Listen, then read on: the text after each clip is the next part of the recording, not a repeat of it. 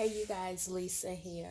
I'm getting ready to construct this unit, but before I do, I wanted to point out some important details to you guys.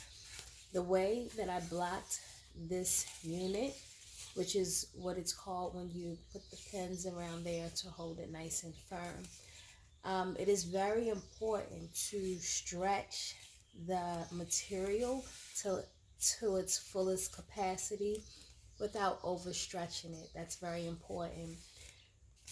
These details, like this, the nape of the neck, the tip of the nose, the lips, so forth and so on, they are there for a reason. It's very important to make sure that your material is stretched and meeting those points so that you know that it is even. And when you sew your stitches, making them close together and really getting into those crevices, that will ensure an almost perfect fit. And if you know anything about me and weaves and some of my pet peeves, I hate weaves, wigs, units that don't fit the head. It's so important to make sure that that weave contours the head. So this is how we're going to achieve that. I don't use a sewing machine. I handcraft everything that I do.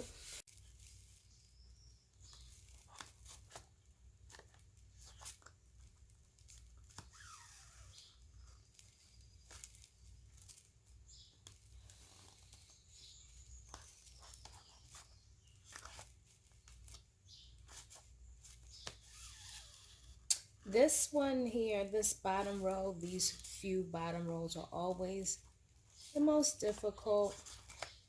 It's really holding your styrofoam head is really the only way that you're going to be able to do this.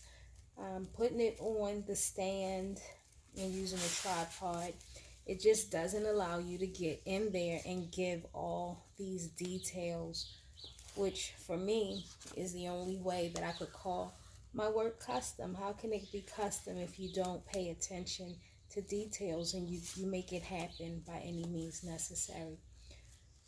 I don't like to call these units wigs because they're not. Wigs are one size fits all. Wigs are pretty standard. Um, these units have a lot of details. So I'm going to show you this stitching, how close it is. I don't know if you can, let me get in there. Those stitches are very close.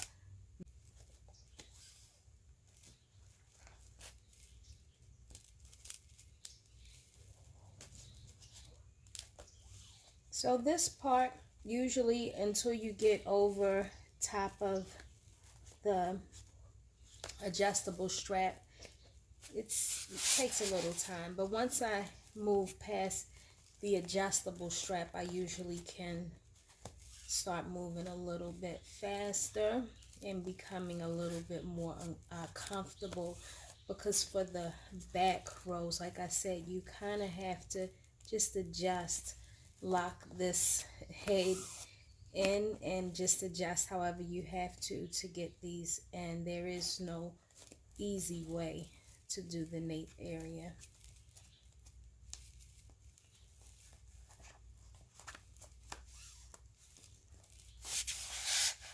I'm always making sure I keep my hands nice and close to the area that I'm working, which is also the key to my signature flat weaves. I've done a lot of wear and tear and roughing up on these hands, but it is the only way.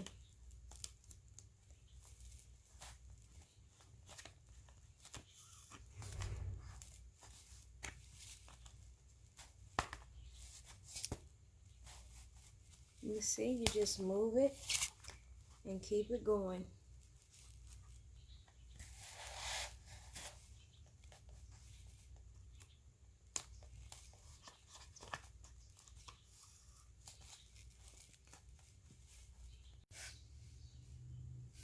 Okay, again, as I said, the details are very important. I'm going to explain to you guys what I have going on here. I got the back end. Let me move this layer of hair. I got the back rows in, as you can see. Now, the detail here that I'm getting ready to put together is this hair. I'm going to start basically creating the shape that I'm trying to go with, which is that asymmetrical look, as I said before. So I'm going from the back all the way up and across that front. I got the closing in as well. So what's going to happen is, I know you guys probably don't know where I'm going with this, but what's going to happen is I'm creating the shape so that I know when to start placing the longer layers of hair. And helping it to just lay in the direction that we want it to lay. So I'm going to fill this in. I'm going to start filling it in with the longer hair, but I'm creating the shape so that it has detail and customization and not just going row by row.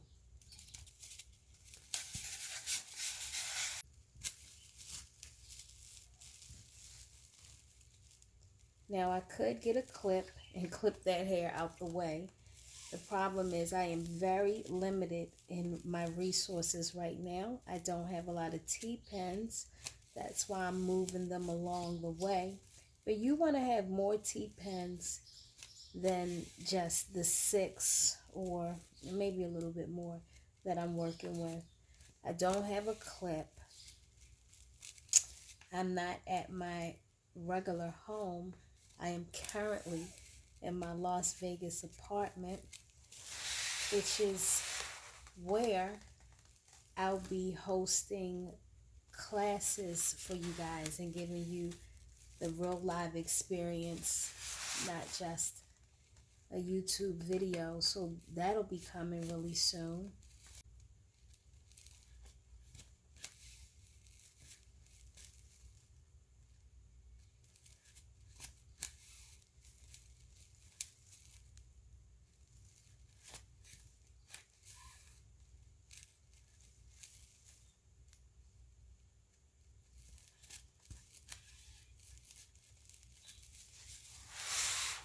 Keeping those stitches very close together and keeping my hand placed very close to the tracks and the thread.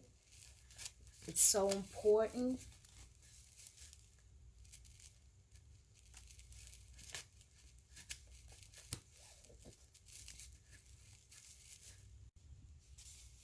Okay, now I'm filling it in, and maybe you guys can get a better understanding of where I'm going with this. So this is the back end where we took that row and went all the way up. And so now I'm filling it in.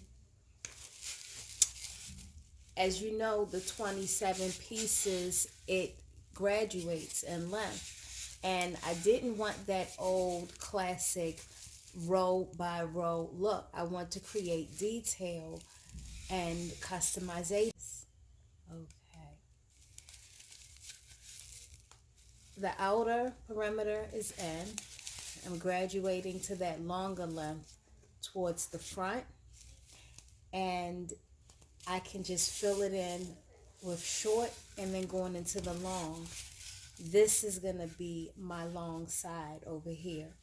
So I know you guys are probably trying to figure it out, but that's okay. We're going to get there.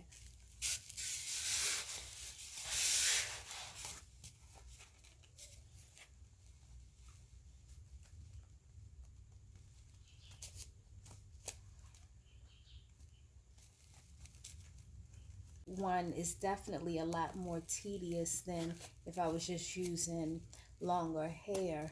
27 pieces is always a little bit more challenging to work with. So now this is the shortest part of the shortest hair of the unit, the one that's going straight from the back and onto this right hand side. So because again, I want to create that graduation, and I don't want it to look row by row, I'm going to cut my weft here.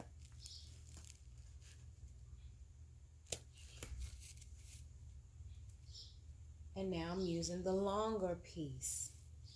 You guys understand where I'm going with it now?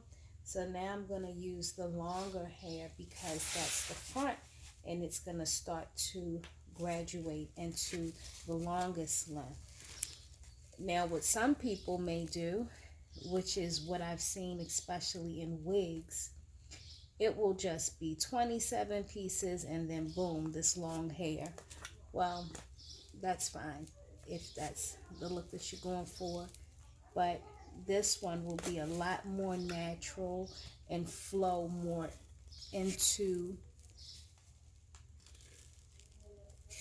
each other, because they will just taper into the next length and not just be 3 separate lengths. And again, I'll show you more as we progress through.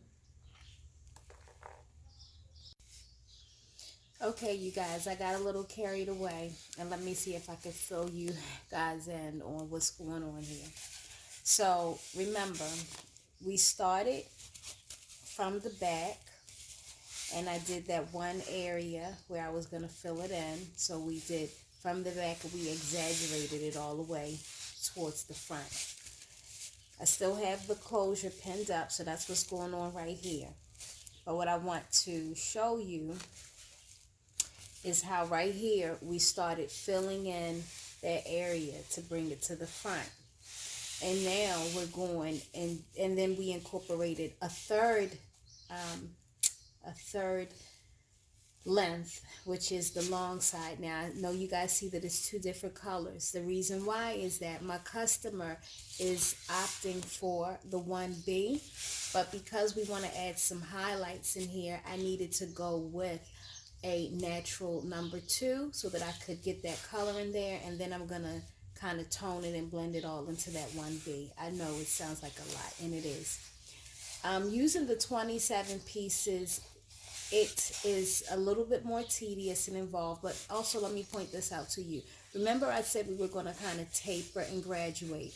We didn't just go short to long. We're going to shape that in there, and it's going to create a tapering effect into the long because of how we did it in the slanting that one. So it just really allows everything to flow together. And also when I lay the wefts down, I don't just go short to long. I graduate into the short and long, and I'm going to really be able to point that out to you guys more once it's all done. So again, we took this back, and because we did that exaggerated track going from the back to the front, it allowed it to just kind of taper and flow into there. And then in the front, we kind of created the same thing, allowing that second long 27 piece length to graduate into this long hair. This is going to turn out to be so nice. I can't wait to finish and show you guys the finished results. Okay, so I have finished phase 1 of this unit, and just to show you what the details did, and we haven't even come close to finishing it. I haven't trimmed it, I haven't put the color in, but because of the way we laid those wefts, horizontal, it allowed us to create this blended look. So as you can see, the front, it just kind of seamlessly blends into that long hair, and we haven't even trimmed it to really make it go that way. So this is the front, and it's just kind of going over into the longer part. And you see, because again how we did it horizontal, it just allows us to kind of seamlessly fall into these longer layers towards the back with no cutting or trimming. I think that's pretty impressive. So these are the shorter layers here, and then the top graduates into that second long layer, and then it just kind of flows into this long part. um, so what my next step is I'm gonna color this hair and some kind of burgundy and copper tone highlights. And yeah, it's going to be really nice. I'm very impressed with this work that I've done so far. You see the closure is laid so nicely in there. Everything is just laying and behaving exactly as it should.